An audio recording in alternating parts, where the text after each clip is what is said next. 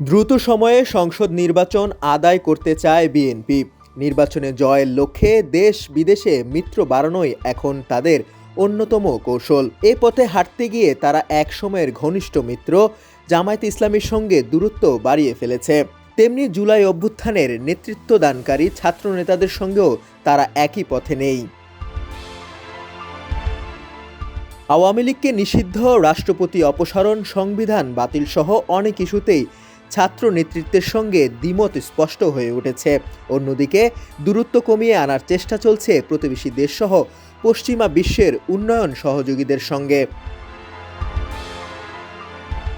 একসময়ে দেশের রাজনীতিতে ভারত বিরোধী উচ্চকিত থাকা দলটির নেতারা এখন অনেকটাই সুর পরিবর্তন করেছেন। যদিও বিএনপি নেতারা বলছেন সংস্কার, নির্বাচন ও ঐক্য এই তিন বিষয়ে প্রাধান্য দিয়ে আগামীতে তাদের পথ চলার কৌশল নির্ধারণ করতে চান।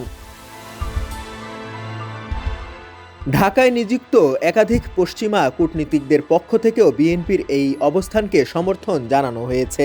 পাশাপাশি দেশের অভ্যন্তরে মুক্তিযুদ্ধের পক্ষের শক্তি বা সুশীল সমাজের প্রতিনিধিরাও এই মুহূর্তে সংবিধান বাতিলের মতো সিদ্ধান্তের পক্ষে নন, কারণ এতে রাষ্ট্র পরিচালনায় নতুন করে বিশৃঙ্খলার আশঙ্কা রয়েছে।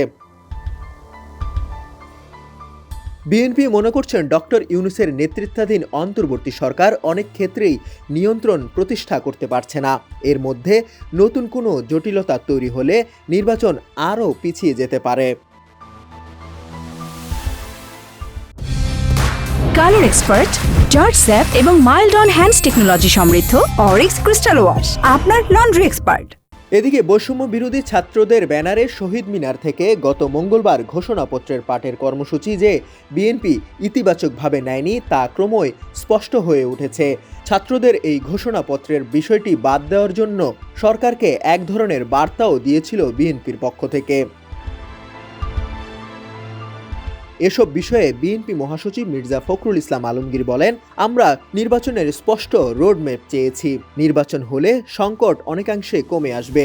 নির্বাচিত সরকার মানুষের যে আস্থা, সেই সঙ্গে নির্বাচিত সরকারের যে শক্তি তৈরি হয় সেটা অনেক শক্তিশালী হয়, যে কারণে তারা অনেক কাজ করতে পারেন যা অনির্বাচিত সরকারের পক্ষে সম্ভব হয় না। এজন্য আমরা এ বছরই নির্বাচন চাই। নির্বাচন নিয়ে বাইরের বাদানুবাদের মধ্যেও নিজ ঘরেও নানা চ্যালেঞ্জ বয়ে বেড়াতে হচ্ছে বিএনপিকে। নেতাকর্মীরা জানান, ক্ষমতায় চলে আসছেন এমন মনে করে দলটির মধ্যে ঘাপটি মেরে থাকা সুবিধাবাদীরাও মাথাচাড়া দিয়ে উঠেছে। বিভিন্ন অপকর্মে জড়িয়ে পুরো দলকে কাঠগড়ায় নিয়ে যাচ্ছে তারা।